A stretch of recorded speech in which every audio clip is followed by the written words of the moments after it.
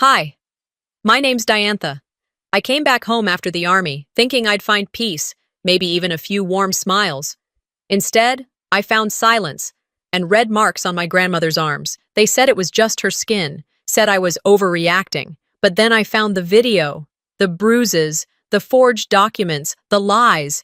My mother and sister didn't just try to erase me, they tried to erase her. And for years, they almost got away with it. Why would a family go this far to bury the truth, and why did no one else stop them? The wind picked up just as I turned onto the street where I grew up. Wichita Falls hadn't changed much since I left for the army. Dusty yards, faded fences, porches with tired rocking chairs.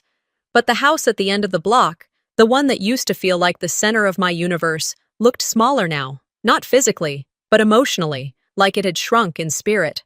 Or maybe I had grown. 8 years of deployments and barracks and sandstorms had stretched me in ways I couldn't undo.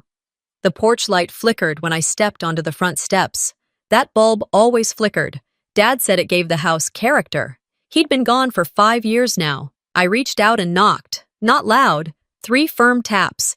Enough to be heard, but not enough to feel like I was invading. Still, it took too long for someone to open the door. Valora opened it. My mother. Her gray hair was pulled tight in a bun, not a strand out of place. No hug, no "welcome home, baby," just a glance up and down, then a tight-lipped, "You should have called first." I offered a weak smile. "Didn't want to give anyone a reason to disappear." She stepped aside. I entered. The living room looked cleaner, colder. The big family photo that used to hang over the mantel was gone. The old recliner where Grandma used to sit had been replaced by a stiff leather chair. No scent of pot roast or cinnamon, just disinfectant, like someone was trying too hard to keep something sterile. Or hidden. "She's upstairs," Valora said, voice flat. "Sleeping." I figured, long day? Valora shrugged and disappeared into the kitchen. I stood there a minute longer, taking in the unfamiliar arrangement of familiar things. They hadn't waited for me. That was clear. Dinner came fast. Isolde, my sister, was already seated when I entered the dining room. She looked up briefly, just long enough to register me. "You're back," she said, like she was stating the weather. "Looks like it." Valora brought out a tray, grilled chicken, roasted carrots, and some boxed wine in a jug. No seat had been set for me. I pulled out a chair. "Thought you'd be tired after all that travel," Isolde said, slicing into her meat. "Didn't expect you at the table." "I'm not tired," I replied. "I'm home." Neither of them responded. As they talked about real estate markets, someone's baby shower, their weekend plans, I sat in silence. No one asked about my time in the army, about what it was like to come home. I was a shadow in their spotlight. At one point, Isolde chuckled at something Valora said and added, "Well, if you'd told me 10 years ago this house would finally have some peace in it, I wouldn't have believed you."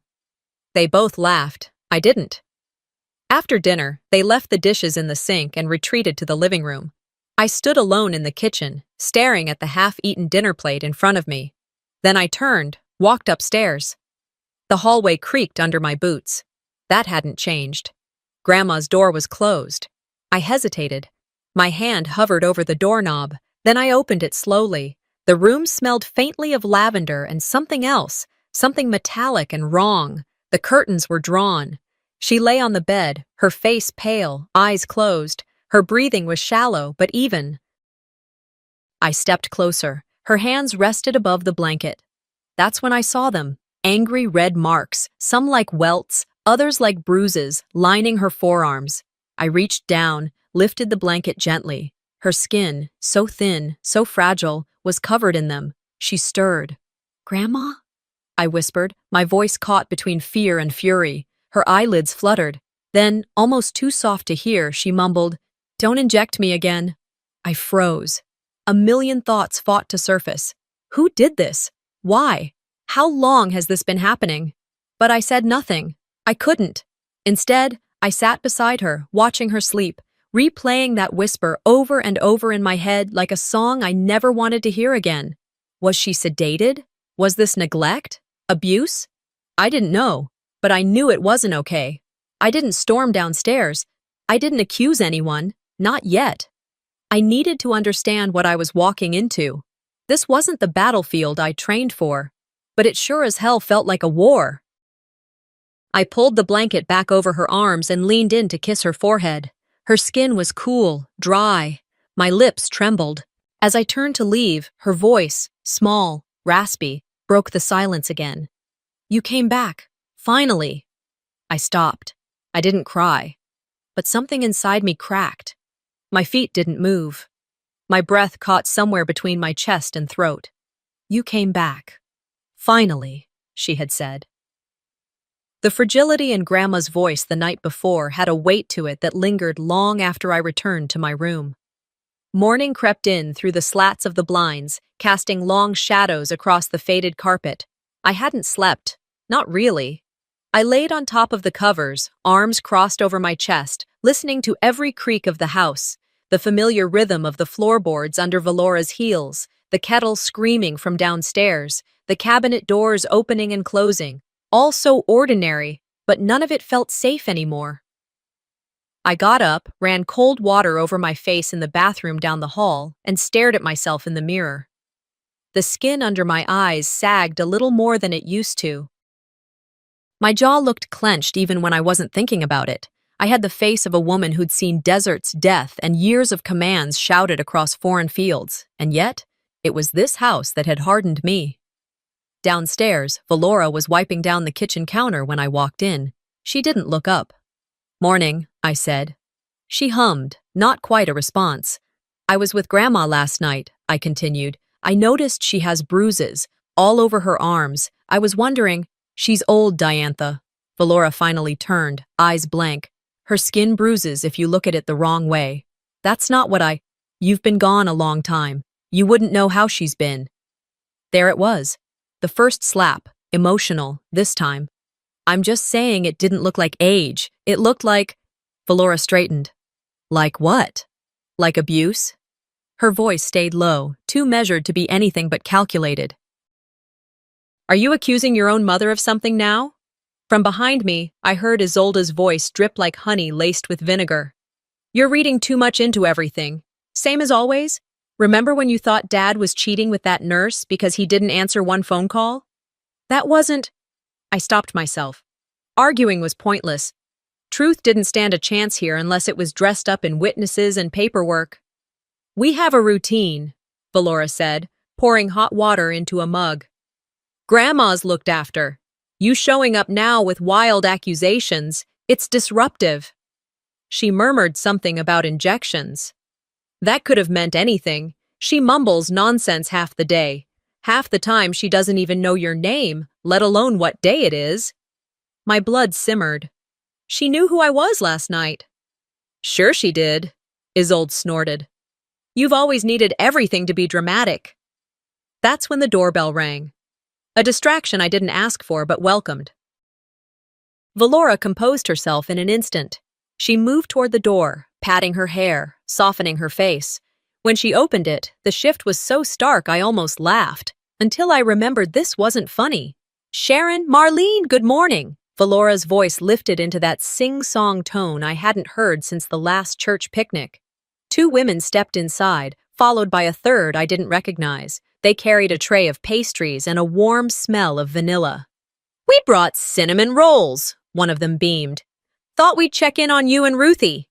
She's resting, but I was just about to bring her out to enjoy the morning sun. Valora looked at me over her shoulder. Diantha, would you help wheel her out to the porch? It wasn't a request. I did as I was told, rolling Grandma's chair down the hallway. She stirred slightly when I adjusted her blanket. Her eyes opened, met mine for a split second, then closed again. Valora greeted our guests with sweet tea and carefully folded napkins. She loves mornings like this. She's happiest when the sun's out. She always had a green thumb, Sharon said. Her begonias used to win ribbons at the fair. She doesn't garden anymore, Valora answered, brushing a hair off Grandma's forehead. Diantha worries too much about everything, always has. I stood beside Grandma in silence, a prop in Valora's stage play. They chatted about church events, neighborhood news, and the weather. No one asked me anything. When I tried to speak, it was either interrupted or redirected. I was a guest in my own bloodline. Eventually, I asked, "Has anyone else noticed how tired she seems? She's been very groggy since I got here." Marlene glanced at me, then shrugged. "Well, she's what, 87 now? That's just part of it." Isolde chuckled, sipping her tea. "Some people think a few bruises mean the sky is falling. Must be exhausting." They laughed. I didn't. After the women left, Valora carried the empty tray to the kitchen. I followed, quietly gathering the used cups. The room felt colder now, despite the sunlight streaming through the windows. As I rinsed the mugs, I heard them before I saw them. Valora and Isolde in the hallway, just around the corner. "She's not staying long, right?" Valora's voice was barely above a whisper. Isolde's answer was colder than I expected. "She can't." I stood motionless for a moment, the water still running over my hands. I turned it off, dried the mugs slowly, and set them back on the rack. In that moment, I made a decision. Not one I shouted aloud, not one I wrote down, but one that rooted itself deep. I would not be pushed out of this house. I wouldn't react on instinct. I'd wait, watch, document. They wanted me gone. But I wasn't the same girl they remembered. Needy, over-emotional, always second-guessing herself. The army taught me discipline. Afghanistan taught me patience. And this house was about to teach them what happens when you push someone too far. I stood there longer than I should have, one hand gripping the edge of the counter, the other still wrapped around that warm ceramic mug. The conversation I'd just overheard between Valora and Isolde played in a relentless loop. "She can't stay." It wasn't a discussion. It was a decision already made, just not by me. I rinsed the mug under lukewarm water, dried it slowly with a towel, then returned it to the hook beside the sink like I hadn't heard a damn thing. The kitchen clock ticked quietly behind me, 9:23 p.m. I made my way upstairs, back into my childhood room, the one that used to be mine, but now felt like it belonged to someone else entirely. They'd painted the walls a sterile beige at some point, replaced my books with scented candles and faux plants. Even the closet was half empty, like someone had been preparing to reclaim the space. I sat on the edge of the bed, took a breath, and opened my laptop. The screen flickered to life. I typed in the old password, the same one Grandma had helped me set up years ago, Ruthie202. The screen loaded my old inbox, hundreds of unread emails. I scrolled down, slower, then faster, as something gnawed at the back of my brain. Video call requests, dozens of them. From Grandma, missed, unanswered. Dates spanning back at least 5 years. Almost all of them during my time overseas. All flagged, unseen. A lump formed in my throat. I clicked one.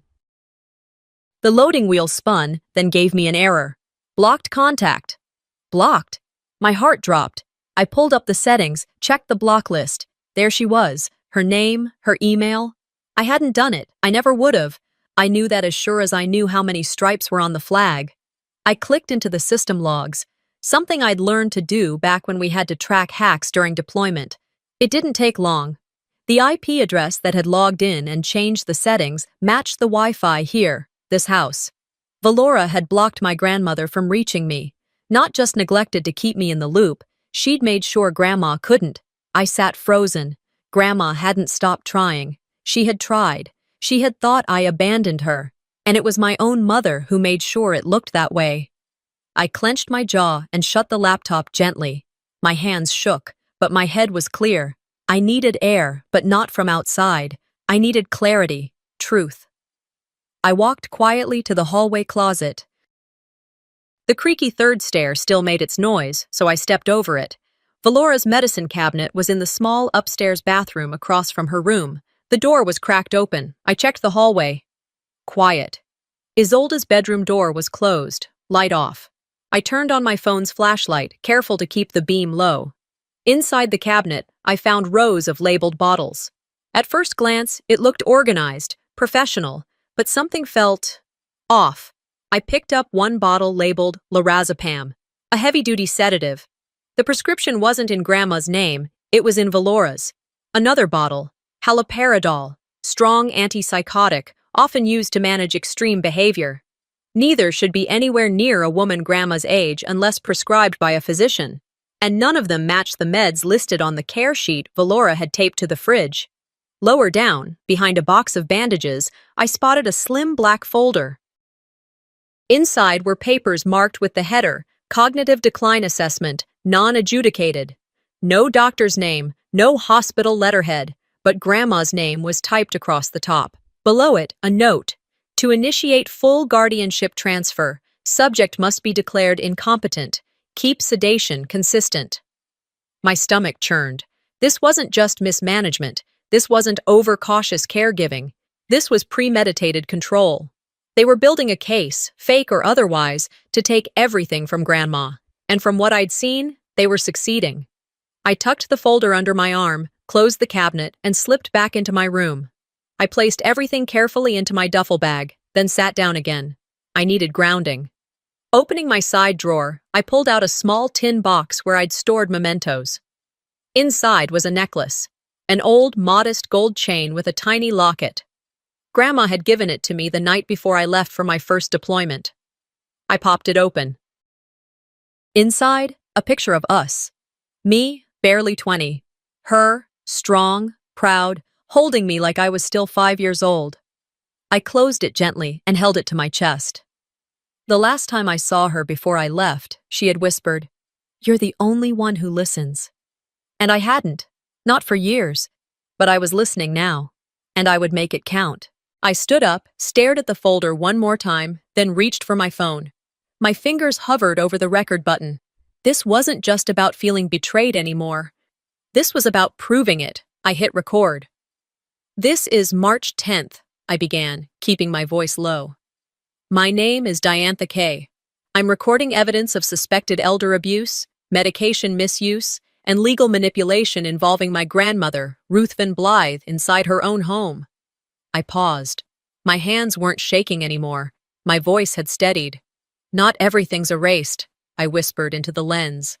"Not yet." I didn't sleep that night. After I finished the recording, I sat in the dark at the edge of my bed, back straight, heart strangely still. My body wanted rest, but my mind had other plans.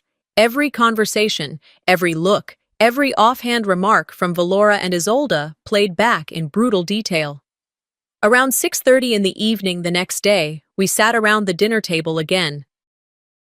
Valora had made lemon chicken, but it might as well have been cardboard. Conversation was light, all surface. I barely tasted a bite. Grandma was at the table, propped up in a chair with extra cushions. She said little, but her eyes, when they weren't fogged over, were busy. Watching me. Watching her. Midway through the meal, something shifted. Grandma looked over at me, then toward the hallway, to the right of the table, where the guest rooms were. No words. Just a glance. Calculated, slow. Then her eyes flicked back to Valora, who was explaining why the neighbors next door were too loud for a retired couple. I nodded as if I were listening, but my mind locked onto that glance. Grandma wasn't just drifting tonight. She was trying to tell me something. After dessert, Valora's boxed pie and whipped cream she never whipped, I helped bring the dishes to the sink. I didn't linger for small talk afterward. I excused myself and headed toward the hallway. After checking to make sure Valora and Isolde were still absorbed in whatever they were watching on TV, I stepped into Grandma's bedroom and shut the door softly behind me. The room smelled faintly of rose water and something older, linens that hadn't been moved in months. The closet was ajar. I walked slowly toward it, ran my fingers along the edge of the door, then pushed it open the rest of the way. Inside was neat, far too neat. Blouses hung like museum pieces, shoes aligned with military precision. But tucked into the corner, half hidden behind a fabric storage box, was a small metal safe. It wasn't locked with a key, but a keypad, a 4-digit code. I stared at it, then knelt down, my hands slightly trembling, heart pulsing steadily in my ears. First, I tried Grandma's birthday. The numbers blinked red. Denied. I sat back, confused. Then a thought came, sharp as lightning. I entered my own birthday. The safe clicked open. Inside was a stack of papers, some yellowed with age, others newer. I pulled them out carefully. A manila folder sat on top, labeled House, Original Title. Underneath that were a dozen letters, handwritten, addressed to me. I opened the first one. The handwriting was shaky, but unmistakably hers. My Diantha, if you're reading this, then I couldn't tell you in time. I always trusted you to see past what others pretend not to see. I didn't sign the house over to anyone, no matter what they say. I've said no every time. But they don't stop asking. I swallowed hard. Beneath the letters was a flash drive. I recognized it. One I had sent her years ago to store family photos. There was a sticky note attached to it. For you, play with headphones. I tucked the flash drive in my pocket, folded the letters back into the folder, and sat on the floor, legs crossed, the document splayed before me like a battlefield map. I read 2 more letters, then looked at the house title. My name wasn't on it, but neither was Valora's. Grandma's signature was there, clearly hers, unforged, uncoerced. The original deed still belonged to her. I took out my phone, plugged in the flash drive with an adapter, and opened the only video file on it. The screen lit up. Grandma sat in this very room, propped against her pillows, the lighting dim. Her voice was hushed. They keep asking me to sign, she said, but I won't, not yet, not while I'm still me. She looked off screen for a second. Her hands gripped a piece of paper I couldn't see. If anything happens, and they say I agreed, it's a lie. I never gave them this house. I never gave them permission. I never gave them my trust. The video ended. No drama, just a tired old woman refusing to be erased. I closed my eyes, breathing through a deep, silent rage. It was one thing to suspect, to wonder, to question, but this was confirmation. The bruises, the blocked emails, the sedatives, the forced silence, it was all a strategy, and I had the playbook in my hands now. A memory tugged at me. The night I arrived, when Grandma had whispered, "If you see her take the papers, don't be quiet." That wasn't confusion. That wasn't dementia. That was a woman screaming inside the only way she could. I gathered everything and slid it into my backpack. The house was quiet when I opened the door to leave her room.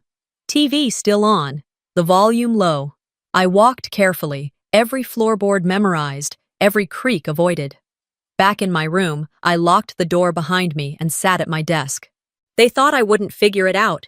They thought they'd buried the truth so deep it would never surface.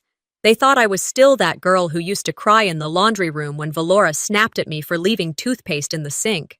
They were wrong. I unzipped the backpack and took out the flash drive, placed it in a different hiding spot. Then I took a photo of the house title, the letters, the sticky note. I sent it all to a secure drive. Then I backed it up to another. I wasn't leaving anything to chance. Because this wasn't just about reclaiming Grandma's rights.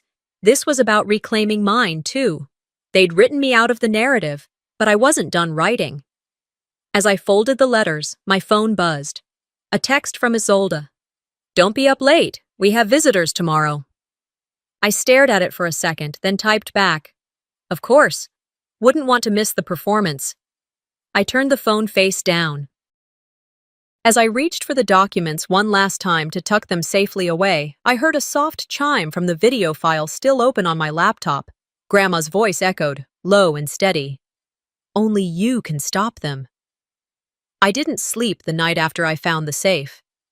Instead, I laid awake replaying Grandma's words from the video, her voice trembling but steady. "Only you can stop them." I listened to that line more times than I could count. By the time the sun peeked through the curtains the next morning, something inside me had clicked into place. There would be no more silence. I got up, brushed my teeth, pulled on a worn t-shirt, and sat at my desk with a plan forming. First, I made 2 copies of everything: the video, the letters, the property deed. I uploaded one to an encrypted drive and saved the other to a flash drive I slipped into the sole of my boot. I kept a 3rd copy on a separate card tucked inside the lining of my wallet. Redundancy wasn't paranoia, not anymore. By late morning, the house was buzzing. Valora was prepping for another one of her Sunday socials, a brunch she threw twice a month to keep up appearances with the neighbors. She always served deviled eggs and smiled just a little too wide when people complimented the house. Around 11 o'clock, I slipped outside to the backyard. I found Isolde standing near the rose bushes in her yoga pants and a lightweight fleece, snipping away dead blooms with the kind of precision that made your skin crawl. Her movements were slow, deliberate, too controlled. She didn't look surprised to see me approach. "I know everything," I said, keeping my voice even. "You should stop now before it gets worse." She didn't flinch, just kept trimming. "Dramatic, even for you," she said, dropping a clipped stem into a plastic bucket. "I've got copies," I added. "Videos, letters, the original deed. I'm not asking for a confrontation. I'm giving you a chance." She turned then, finally looked at me. "You were gone too long, Diantha," she said, her voice ice cold. "This isn't your home anymore. You gave that up the day you packed your bags and disappeared." "I left to serve this country," she sneered. "You left Grandma. We were the ones taking care of her. You're not swooping in now to play hero. You call drugging her and trying to steal her house care?" Her jaw clenched. For the first time, something behind her eyes shifted. Uncertainty, maybe, or fear, but it vanished in a flash. "If you make this a war," she said, stepping closer, "Grandma won't survive it. Is that what you want? To stress her until she slips further? Don't make her collateral damage." I stood still. My fists stayed at my sides. I could feel my nails digging into my palms, but I didn't move. "You really think I'll back down because you threaten her?" I said. "You don't know me." "I know you want to feel like the good one," she replied, voice syrupy. "But you're reckless. You always were." "You think fighting will make up for all those years away?" Her words didn't land the way she hoped. I had armor now, real armor, built from guilt and clarity and everything I had uncovered. I didn't say anything else. I just walked back inside, past Valora, arranging a fruit platter in the kitchen. She didn't look up, but I saw the tension in her shoulders. In my room, I pulled out the flash drive and slid it into the laptop. I opened the video of Grandma again, this time not as a granddaughter seeking comfort, but as a witness reviewing evidence. Her voice filled the room. "If I ever forget, please remember, I never said yes. This is our home, yours too." I paused the video and stared at the screen. This wasn't sentiment. This was a statement. Legal or not, it was power. I opened a new email, typed the address of an old friend, Marie, a military contact who had moved into law after discharge. I hadn't spoken to her in years, but she once told me, "If you ever need to take something up the chain and don't want it getting lost in politics, come to me." I attached the video, the scanned deed, and a short message. "Marie, this is a family matter, but it's become dangerous. I need advice, and maybe backup. Diantha." I hit send. Then I opened a second email, to Alma. I didn't say much, just, "I know more now. I have proof. Please don't throw away that camera footage." I pressed send again and closed the laptop. The rest of the day moved like smoke. The brunch was loud, like always, laughter in every corner, the hum of a curated life. Valora turned it on for the crowd like flipping a switch. Isolde followed suit, holding champagne flutes, smiling like she hadn't just threatened me with emotional blackmail. I kept quiet, watched, listened. That night, after the guests left and the dishwasher hummed behind me, I crossed paths with Isolde in the hallway. She was holding a book, maybe a prop, maybe not. She stopped when I passed. She looked me up and down like she used to when we were teenagers, and she wanted to remind me she'd always be ahead. "You're wasting your time," she said softly. "They'll never believe you." "You have no power here." I leaned closer, lowered my voice just enough to sound calm, but not small. "If you think I'll back down again," I whispered, "you never knew me." Then I walked past her, steady steps, head high. I walked straight past her. My voice still echoed in the hallway, firm, unshaken, louder than any scream I could have managed. I didn't need volume, I had proof. And now, I had momentum. The next morning, before the sun fully stretched across the porch, I grabbed my jacket and left through the side gate. Valora and Isolde were still asleep, or pretending to be. I didn't care either way. I needed to see someone who wouldn't smile through a lie. Alma answered the door with a wary look, clutching her housecoat tight against her chest. "That bad?" she asked, before I even said a word. I nodded. "Worse." She stepped aside, letting me in without a question. Her living room was simple: wood floors, faded rug, walls covered in framed memories. Alma didn't talk much, but her silence was the kind that made room for truth. "I know you've got a camera facing our back fence," I said, sitting down on her floral couch. "You ever see anything strange?" She didn't answer right away. Instead, she walked over to a small wooden cabinet, opened it, and pulled out a small USB drive. She turned, held it in her palm like it weighed more than it should. "I've seen too much," she said softly. "I thought you should have this." When I got back home, I didn't even take off my shoes. I climbed the stairs 2 at a time, locked my bedroom door behind me, and plugged the drive into my laptop. There she was, Grandma. On the back porch, clearly upset, clearly confused, trying to get up from her chair. Valora stood over her, yelling something about how she never helps with anything and how she's lucky we let you live here at all. Then, without hesitation, Valora slapped her. Hard. Grandma recoiled like she'd been hit before. I covered my mouth. The timestamp was from 2 weeks ago. Clear, unedited, indefensible. The kind of footage that would rattle anyone with a conscience. That's when the idea hit me. Let them play polite hosts. Let them decorate the table with fake smiles and tartlets. I'd bring the truth as the centerpiece. That afternoon, the brunch started like every other. The table was set with silverware that hadn't seen the light of day since Thanksgiving, and the smell of quiche and maple-glazed ham filled the house like a warm lie.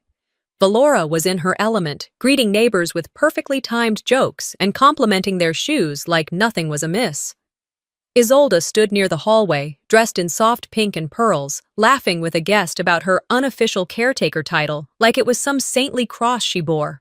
I sat at the far end of the table, watching everything, every smirk, every wink, every passive-aggressive comment veiled in sweetness. Valora cleared her throat. "Before we dig in, I just want to say how grateful I am for all of you, family, friends. It's hard taking care of someone who doesn't even remember who you are half the time, but we do it because we love her." A few people murmured, "Amen," and "Bless your heart." I stood up. She froze, mid-toast. "I think there's something y'all should see." The room went still. Forks paused mid-air. Chewing slowed. Isolde's smile tightened into something less rehearsed. I reached for the remote and turned on the smart TV. My laptop mirrored the screen instantly. I hit play. No intro, no explanation. Just Valora, on screen, her face twisted in fury as she slapped our grandmother. Gasps filled the air. Someone dropped their glass. Valora's real voice, not the hostess version, thundered through the speakers. "You're useless! Why are you still here?" When the video ended, I turned it off. Silence. Then chaos. "That's taken out of context," Valora snapped, her voice high-pitched and cracking. "You have no idea what she was saying to me that day." "Nothing screams context like a slap to an 87-year-old's face," I said. A neighbor stood up. "Valora, is that real?" Isolde stepped in, desperate. "She's editing things. She's twisting this. Diantha's always been dramatic. She's angry she missed out on the will," Valora added quickly. "She's trying to make us look bad. She's twisting everything." "I haven't asked for a dime," I replied. "Not once. But I'll tell you what I will ask for now. Accountability." Valora's face turned red. She reached for the remote, but I caught it first and slid it into my pocket. "You need to leave," she hissed, barely holding her composure. I shook my head. "It's not your house," I said, loud enough for everyone to hear. "And I'm not going anywhere." No one said anything. The air was so thick with tension you could have carved it. People began standing. A few guests mumbled excuses and made their way to the door, eyes averted. The ones who stayed were the quiet kind, the ones who didn't speak until they were sure which side was safe. I didn't need them to speak. They'd seen it, and they wouldn't forget it. As the last guest stepped outside, Valora turned to me. "You think this proves something?" she spat. "You think this makes you better than us?" "No," I said, "but it makes you visible." She opened her mouth to argue, but no words came. I walked past her, back toward Grandma's room. She was sitting by the window, staring at the oak tree out front. I didn't say anything, just sat beside her and took her hand. Her skin was cool, but her grip was firmer than usual. "Loud in there," she said, voice thin but steady. I smiled. Not anymore. I didn't give her the satisfaction of turning around. I walked back into the kitchen, poured myself a glass of water, and stood by the window like nothing had happened. But inside, my nerves were on fire. The next morning came with paperwork, delivered, of course, with a knock on the front door. I opened it, expecting the mailman. Instead, a young woman in slacks and a blazer handed me an envelope without a word and walked away. She didn't have to speak. The gold seal on the outside told me everything. I opened it at the dining table with Valora sitting 10 feet away, pretending to scroll through her phone. She didn't look up when I pulled out the first page. "Notice of trespassing," I read aloud. "Issued by private counsel, declaring me an unlawful occupant." Valora didn't blink. "You're not on the lease. Legally, we had to protect the household." I looked up at her, jaw locked. "You mean protect your little castle of lies?" She smiled, serene as a pastor at a Sunday picnic. "If you have concerns, you can always speak with our attorney." There was another document in the envelope, one I hadn't seen before. It was a notarized declaration, allegedly signed by Grandma, transferring full medical and financial power of attorney to Isolda. It claimed that I had voluntarily relinquished familial responsibility by way of extended absence, and that re-establishing presence may cause unnecessary emotional strain. I reread that last sentence 3 times. They were framing me as a threat. "You forged this," I said, not asking. Valora stood up slowly, walked to the sink, and rinsed out her mug. "Prove it." And so I would. I took photos of the document, front and back, and sent them to a friend, Will, who now worked as a document examiner for a legal firm in Austin. We hadn't spoken in years, but he owed me a favor, and I wasn't shy about calling it in. That afternoon, I headed to Alma's again. She greeted me with the same look she always wore, equal parts sympathy and strength. "I have one more thing," she said, leading me to her small office off the living room. She opened a folder and handed me a printed still from her surveillance footage. The image showed Valora at the side door one night with a man in scrubs, wheeling a black briefcase. "Who's this?" I asked. "He didn't come from any ambulance," Alma said. "No one else was sick. I checked. That same night, your grandma didn't get out of bed for 2 days." I took the still, turned it over in my hands. I knew that man. "His name's Joel Carter," I said slowly. "He's not a doctor. He's a mobile notary." Back home, I pulled up a Google search and confirmed it. Joel Carter had a Yelp page full of glowing reviews for quick home signing services, nothing remotely connected to medicine, no license number, no medical affiliation. I added his name to my growing list of evidence. The next morning, I drove to the regional hospital, alone, early enough that Valora and Isolda were still at the house nursing their schemes. I asked for records. They weren't allowed to give me much, but I had enough family linkage on file to access the visitation logs. I requested a narrow window, one specific evening that Alma's footage had shown. The nurse printed the log. Grandma had been admitted for a fall, placed under sedation that night. She was administered lorazepam at 6:42 p.m. Joel Carter signed in at 7:13.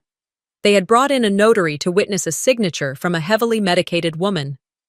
I stood in the parking lot, gripping the paper like it could burn through my fingers. I called Will, who confirmed my suspicion. That's enough to discredit the document's validity. It wasn't just unethical, it's legally void. "Can you write that up?" I asked. "You'll have it in 2 hours." I didn't go home. Not yet. Instead, I drove straight to the office of a local elder law attorney, Monica Stetson, who had served in the National Guard and now focused on elderly rights and estate fraud. I showed her everything: videos, stills, logs, the forged POA. Her eyes narrowed as she clicked through my files. "This isn't just a family spat," she said. "This is abuse, coercion, and civil fraud. You've done your homework, Ms. K. I'll file a report with Adult Protective Services immediately, but we're not stopping there." I nodded. She continued, "We'll prepare an affidavit, move for emergency guardianship transfer, and request a formal inquiry. But you need to know, this will get uglier before it gets better." "I'm not looking for comfort," I told her.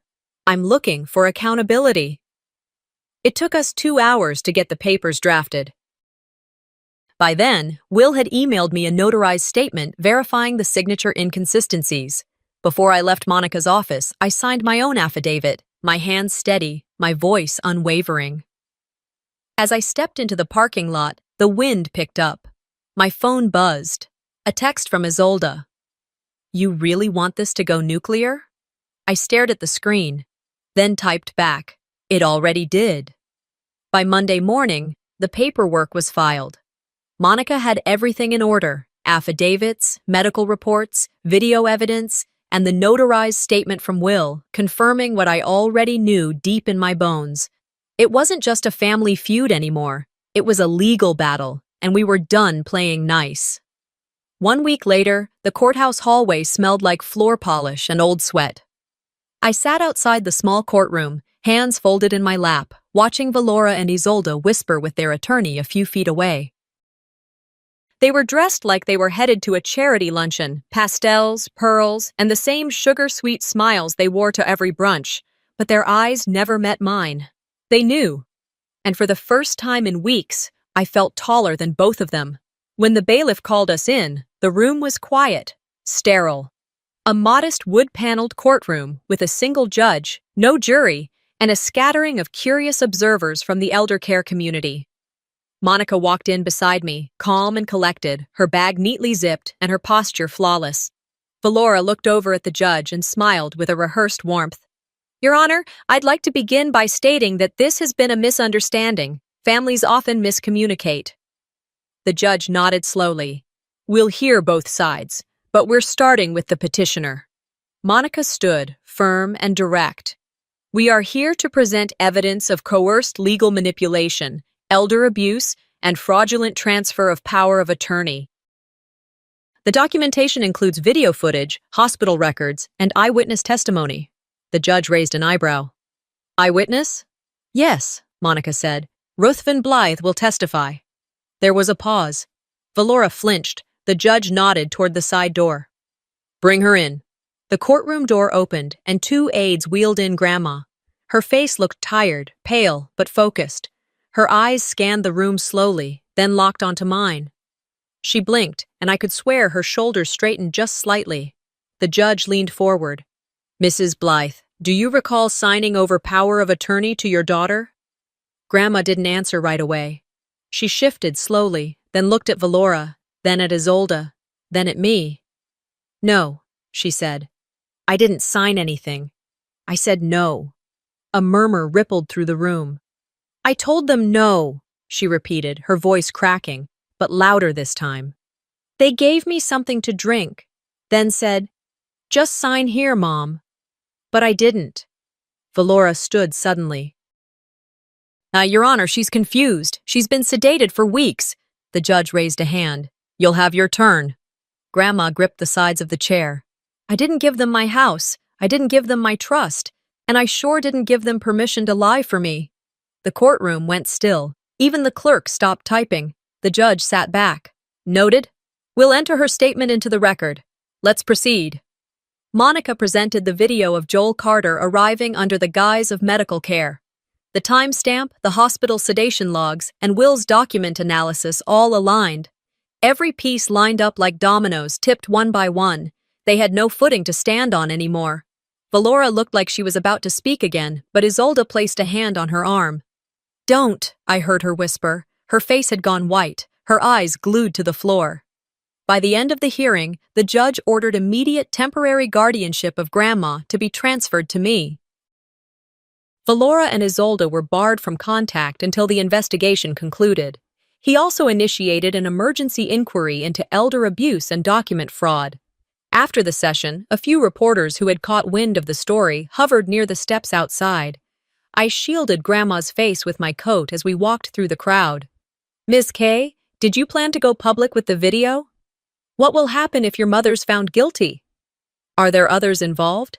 I didn't stop. I didn't speak, but I held Grandma's hand tighter. That evening, a small local news station aired a segment. The anchor read from a teleprompter with detached concern while images of Valora and Isolde flashed on screen. Wichita Falls woman accused of elder abuse by her own daughter, a former military officer, after damning footage surfaces. The story picked up steam. Calls started pouring into APS.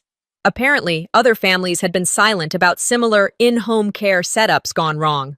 We weren't the only ones, just the first to go loud. Valora's little circle began to crumble. No more brunch invitations, no more garden club texts. Her Facebook disappeared. Isolde's social media went dark overnight. But none of that mattered. What mattered was Grandma, safe, seen, and finally heard. We returned home late that night. Alma was waiting at the porch, a cup of chamomile tea in each hand. You did it, she said, handing me one. Told you they were the wrong kind of quiet. I nodded. It's not over yet, but it's begun. We sat on the porch, the wind gently brushing against the old wooden siding. Inside, Grandma settled into her chair by the window. For the first time in months, she didn't ask where she was. She just looked at the stars. The heat of July rolled over us like a slow wave, heavy and thick, the moment our feet hit the sun-baked concrete outside the courthouse. It clung to the back of my neck and made the fabric of my shirt stick to my spine, but I didn't care. Neither did Grandma. For the first time in what felt like forever, we weren't stepping into another storm. We were walking out of one. It had taken 3 long months to get to that point. 3 months of hearings, paperwork, whispered conversations behind closed doors, and too many nights when sleep was a stranger. But we made it. We were still standing. The house we returned to wasn't the same one we'd left behind. It used to be a place where the walls listened but never spoke, where shadows lingered longer than they should have. Now it was breathing again. And so were we. The verdict wasn't swift, but it was solid, like a door finally slamming shut on a chapter that had overstayed its welcome. Valora was sentenced to 6 years in state prison. Elder abuse, document forgery, fraud. The judge's voice was cool and unwavering when she read the charges aloud, but each word hit like thunder. Isolde, in her tailored suit and downcast eyes, took a plea deal. 3 years probation, mandatory counseling, and a forced public apology. It aired once during the 7:00 p.m. local news, just once. After that, it vanished into the static like the last trace of her false dignity. Neither of them was allowed within 50 yards of Grandma again. That wasn't just a court order, that was peace made manifest. The day after Valora's sentencing, I moved in for good. No big moment, no ceremonial unlocking of the door. I just carried my worn duffel bag inside, walked up the stairs to the room that used to be mine, and unpacked it for the last time. The walls were still that dull beige, and the faint scent of lavender lingered, left over from one of Isolde's overpriced candles. It felt like a whisper of the past, but I didn't let it linger. I painted the walls myself. A soft green, the kind Grandma always said reminded her of early spring mornings, the kind that promises something new. The garden had been nearly choked to death by neglect, but it wasn't gone. Little by little, Grandma and I brought it back. It started with pulling weeds, then turning the soil, then planting again. One slow afternoon at a time, the hydrangeas came back. The tomatoes started budding. The marigolds peeked out like tiny suns. Grandma still needed help with the porch steps. Her knees weren't what they used to be.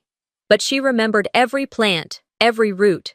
Her hands, though a little shakier now, still knew how to cradle the dirt and nestle each flower in with care. She smiled more than she used to, sometimes only slightly, sometimes fully, but always real. Most mornings, I'd find her in the kitchen before me, standing in the same spot she always had, clutching her favorite chipped mug, the one with the faded bluebirds on it. Some days she'd ask what day it was. Other days, she'd beat me to it and tell me a story from when I was 5, her eyes dancing like I hadn't already heard it 20 times before. But she always remembered my name, every time. That never changed. In the small compartment of my wallet, folded neatly, is a photocopy of the letter she left me in the safe. One I didn't even know existed until the lawyer opened it. I read it often, sometimes before breakfast, sometimes late at night when the house is quiet and the only sound is the ticking of the old clock on the hallway wall. "You're the only one who listens," she wrote. That one line alone has carried me through more dark days than I care to count. It reminded me why I came back, why I stayed, why I didn't walk away when it got hard. Now, I keep a journal. It's nothing special, just a cheap, spiral-bound notebook with a tear in the front cover. I write in it every other day. Sometimes I document things like court dates, the awkward interviews with Adult Protective Services, or the meetings with Monica, Grandma's new caseworker. Other times, I just scribble thoughts about how the basil in the garden is growing, or how Grandma insists on calling Alma Miss Shore, like she's still a guest instead of a neighbor who practically lives next door. Sundays have become our tradition. That's when Alma comes over for tea.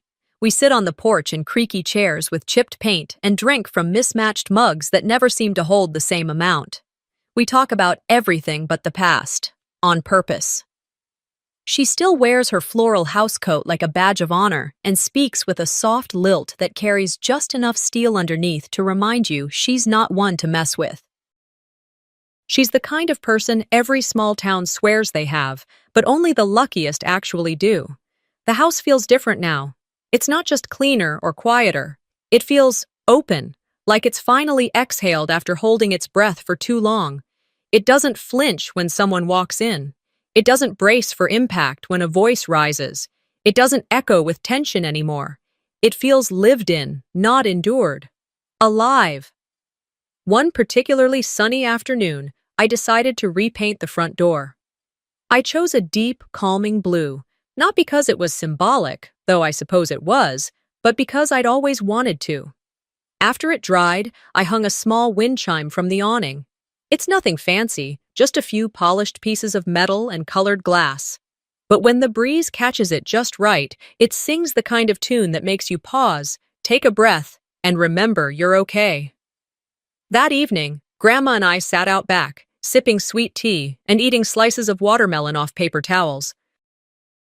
The sun dipped below the trees in a haze of gold and soft rose. It was quiet, but not empty. "Do you regret coming back?" she asked suddenly, her voice gravelly with age, but still solid as bedrock. I looked over at her, the woman who held my hand through every scraped knee when I was little, and then again through a legal battle that could have broken anyone else.